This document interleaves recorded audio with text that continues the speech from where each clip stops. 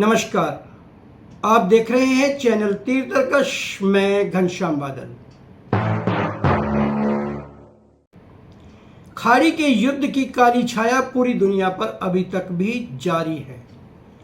उम्मीद थी कि संघर्ष के बाद जब हार जीत का फैसला किसी भी पक्ष में नहीं हुआ तो ये उम्मीद थी दुनिया को कि ये युद्ध विराम के रूप में खत्म हो जाएगा। लेकिन एक तरफ ट्रंप की जिद है तो दूसरी तरफ ईरान की न झुकने की जिद, और इन दो जिदों के चलते पूरी दुनिया संकट में है। संकट है भारत पर भी। एक तरफ जलडमरू मध्य हारमुज के जहाज अटके हुए हैं, ईरान उस पर अपना अधिकार छोड़ने को तैयार नहीं है, और दूसरी तरफ अमेरिका अपनी जिद पर अड़ा है कि जो भी संवर्धित यूरेनियम ईरान ने तैयार कर रखा है उसे अमेरिका को सौंपना ही होगा। इधर अमेरिका बार बार नई घोषणाएं करके युद्ध जीत लेने की बातें करता है, उधर ईरान का कोई ना कोई नेता उसके इस बयान की काट पेश कर देता है। खैर, युद्ध चलता रहेगा, अभी तो ऐसा ही लगता है, लेकिन इस युद्ध की आग में जलेगी सारी दुनिया। इसकी आंच भारत पर भी आ चुकी है। पेट्रोल, डीजल और एलपीजी के दाम ही केवल तेजी के साथ नहीं बढ़ रहे हैं, बल्कि महंगाई की आग भी चूल्हों तक, रसोई तक पहुंच चुकी है।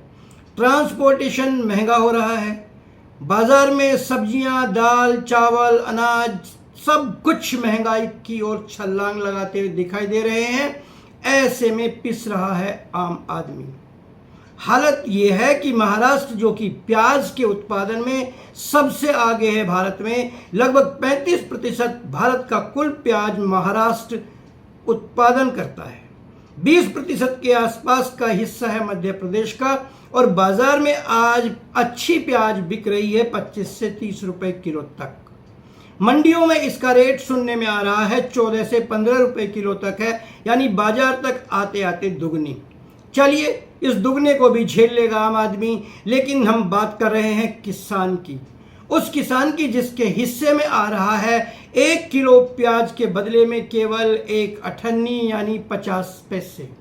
उसकी लागत ही इतनी हो जाती है, लगभग 3 से 4 रुपए किलो तक की लागत प्याज की बैठ रही है महाराष्ट्र और मध्य प्रदेश में किसानों के पास। यानी उसे अपनी लागत भी नहीं मिल रही है, उसकी मजदूरी, उसकी मेहनत की तो बात ही आप छोड़ दीजिए। और परिणाम ये निकल रहा है कि मंडियों तक जिस ट्रैक्टर, ट्रॉली, ट्रक या दूसरे संसाधन से वे प्याज लेकर आता है उसका किराया भी नहीं निकल रहा है।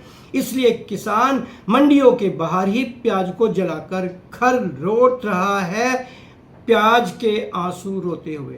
हालांकि कृषि मंत्री ने प्याज की कीमत 15 रुपए 85 पैसे घोषित की है, लेकिन ये कीमत किसानों तक पहुंचे तब ना। दलाल, बिचौलिए, दुकानदार, व्यापारी सब मिलकर किसान का गला काटने पर लगे हुए हैं। ऐसे में क्या करे अन्नदाता, कहां जाए। 134वीं बार मन की बात करने वाले नरेंद्र मोदी, उम्मीद है इस बात पर भी ध्यान देंगे और वो किसानों की मन की बात को सुनेंगे, समझेंगे। आप क्या कहते हैं? क्या अन्नदाता को बिना अन्न के ही हमें छोड़ देना चाहिए, या फिर उसके भी मान, सम्मान और बाकी सब चीजों का देना चाहिए? हमें ध्यान अपनी राय कमेंट बॉक्स में जरूर दीजिए। राजनीति या राष्ट्र की राजनीति के सेगमेंट में एक बार फिर से मैं करता हूं आपका स्वागत। 5 राज्यों के चुनाव हो चुके हैं, परिणाम सामने हैं। सरकारें कुछ की बन गई हैं, कुछ की बनने जा रही है। इस बीच बकरीद पर कांग्रेस की ओर से सिद्धारमैया भी एक प्रकार से बलि के बकरे बना दिए गए। हालांकि कहा जाता है कि जिस समय उन्हें संसदीय दल का नेता चुना गया उसी समय तय हो गया था कि 2.5 साल तक वे मुख्यमंत्री रहेंगे और 2.5 साल मिलेंगे डीके शिव कुमार को।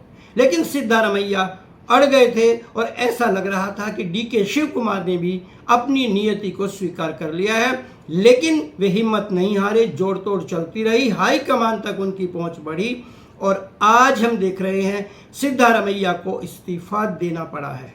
भले ही वे इसे अपनी पार्टी के प्रति निष्ठा बता रहे हों या पार्टी उन्हें राज्यसभा में भेजने की बात कर रही हो, लेकिन कांग्रेस के अंदर खुद बुदाहट तो बढ़ चुकी है। देखें आगे क्या होता है, आप क्या कहते हैं। ऐसे में जब सिद्धारमैया ठीक ठाक शासन चला रहे थे, क्या उन्हें हटाना वाजिब है, या फिर जिस प्रकार से 2.5 साल बाद मुख्यमंत्री बदलने की बात पहले तय हो गई थी, उस बात से पलटना सिद्धारमैया जैसे बड़े नेताओं को शोभा देता है। आपकी राय का इंतजार रहेगा। लेकिन आपकी राय के साथ साथ लौट चलते हैं बंगाल, पश्चिमी बंगाल। अभी कुछ दिनों पहले तक ममता बनर्जी की तूती वहां पर बोलती थी। कहा जाता था कि भारतीय जनता पार्टी के कार्यकर्ताओं को घर में भी जाकर पीटा जा रहा था, मारा जा रहा था, और यदि गृह मंत्री की बात माने तो 300 से ज्यादा भारतीय जनता पार्टी के कार्यकर्ताओं की हत्या कर दी गई थी। ऐसे में पिछले विधानसभा चुनाव में जनता ने ममता बनर्जी का सुपड़ा साफ कर दिया। खुद भी वे दोनों सीटों से हार गई।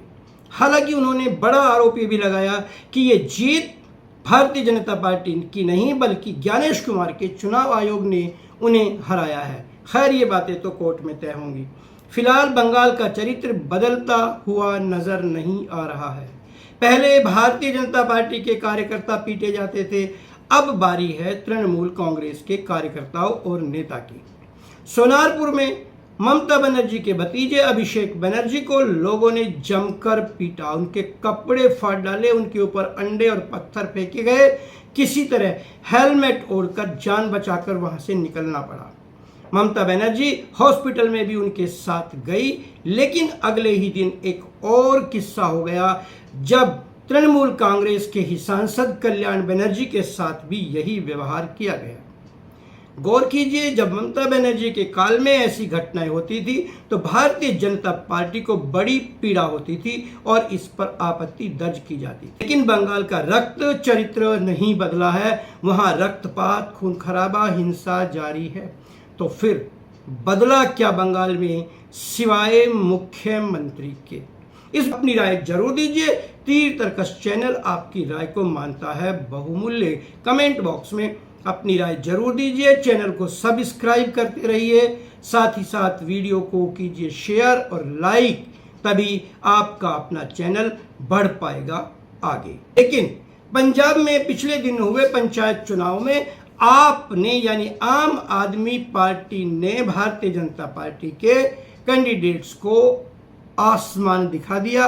और यदि आम आदमी पार्टी के दावों पर यकीन करें, अरविंद केजरीवाल और भगवंत सिंह मान के दावों पर यकीन करें, तो 90% सीटें पंजाब में आम आदमी पार्टी ने जीती हैं इन पंचायत चुनावों में। तो क्या कहें, क्या पंजाब आने वाले बाद के चुनावों में भी आम आदमी पार्टी को इसी तरीके से समर्थन देता रहेगा? आप क्या कहते हैं? राजनीति की ही बात चल रही है तो 2027 में चुनाव होने जा रहे हैं। एक बार फिर से 5 विधानसभा राज्यों की 5 विधानसभा के चुनाव होने हैं 2027 में। इनमें से 2 प्रमुख राज्य हैं, उत्तराखंड और साथ ही साथ उत्तर प्रदेश। जी हाँ, योगी का उत्तर प्रदेश, बुलडोजर बाबा का उत्तर प्रदेश, जहां के बारे में बाबा ये दावा करते हैं कि यहां पर अपराधियों के लिए यमराज तैयार खड़ा रहता है। उसी उत्तर प्रदेश के नोएडा में 2 दिन में 2 हत्याएं हुई, खुल्लम खुल्ला हत्याएं हुई। एक खिलाड़ी मारा गया, साथ ही साथ सूर्य कुमार नाम का एक युवक असद और उसके साथियों ने बकरीद पर मार डाला। इस बहाने से घर ले जाना चाहते थे कि उसको वो बकरा हलाल करते हुए दिखाएंगे। सूर्य कुमार ने जाने से मना किया तो फिर कहा गया, तो देख हम तुझे ही हलाल कर रहे हैं। बात कानून और व्यवस्था की है तो ऐसे में सवाल उठता है कि इसका मुकदमा कैसे चलना चाहिए। पुलिस दबाव में पड़ी, असद के पीछे, असद इधर उधर रहा और आखिरकार खोड़ा में फंस गया पुलिस के हत्थे में और वहीं पर उसका हो गया एनकाउंटर। असद को भी मार डाला गया।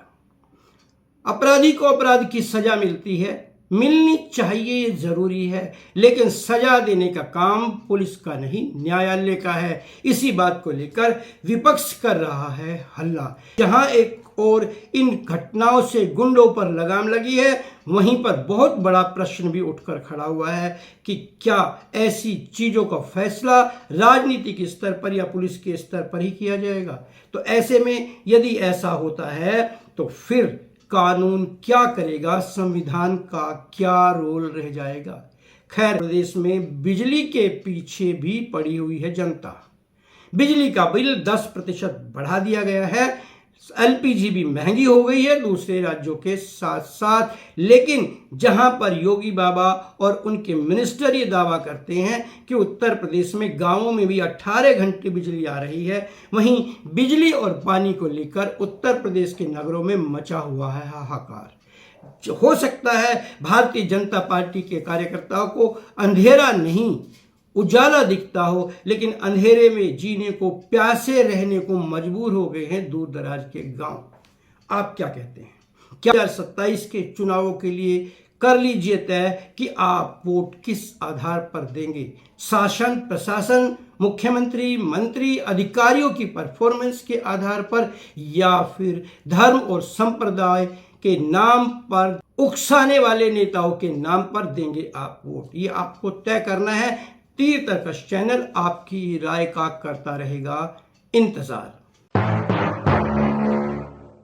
इस हफ्ते 2 फिल्में मुख्य रूप से रिलीज हुई, चांद मेरा दिल और पति पत्नी और वो दो। आयुष्मान खुराना की फिल्म पति पत्नी और वो दो ने अच्छा ठीक ठाक बिजनेस किया है। 60 करोड़ रुपए इसने अब तक कमाए हैं, लेकिन चांद मेरा दिल केवल 30 करोड़ पर अटकी हुई है। लेकिन रणवीर सिंह की धुरंधर 2 द रिवेंज अभी भी टॉप पर है। अभी तक कुल मिलाकर लगभग 1800 करोड़ रुपए का व्यापार ये फिल्म कर चुकी है। उसकी तूती अभी भी बोल रही है। उसके साथ लेकिन काफी पीछे बॉर्डर 2 चल रही है, जिसने कुल मिलाकर के रजत पटल पर लगभग 482 करोड़ रुपए का बिजनेस किया है। याद रखिए, अच्छी फिल्में अच्छा संदेश देकर जाती हैं। आप चाहते हैं किस प्रकार की फिल्में भारत में बने, तो अपनी राय जरूर दीजिएगा। लोकल वोकल जो नया सेगमेंट हमने शुरू किया है, उसमें इस बार एक खास खबर मैं लेकर आया हूं उत्तर प्रदेश से। अभी तक उत्तर प्रदेश में जनगणना चल रही है। अधिकांश शिक्षक उसमें उलझे हुए हैं। मकानों का सूचीकरण हो गया है और अगले दौर में उन्हें लोगों की संख्या का आकलन करना है, लोगों की गणना करनी है। लेकिन इस बीच उत्तर प्रदेश सरकार का बरेली में खासतौर पर वहां के शिक्षा विभाग का एक बड़ा चौंकाने वाला ऑर्डर आया। वहां के शिक्षकों को एक आदेश दिया गया है कि उन्हें जनगणना से हटकर वहां के कुत्तों की भी गणना करनी होगी, ताकि उन कुत्तों को पकड़ा जा सके। चलिए, यहां तक भी बात ठीक है। उन्हें एक और आदेश थमाया गया कि हर शिक्षक को लगभग 10 क्विंटल भूसा इकट्ठा करना होगा उस नगर में आवारा मवेशियों को खिलाने के लिए। आखिर क्या क्या करेंगे मास्टर साहब?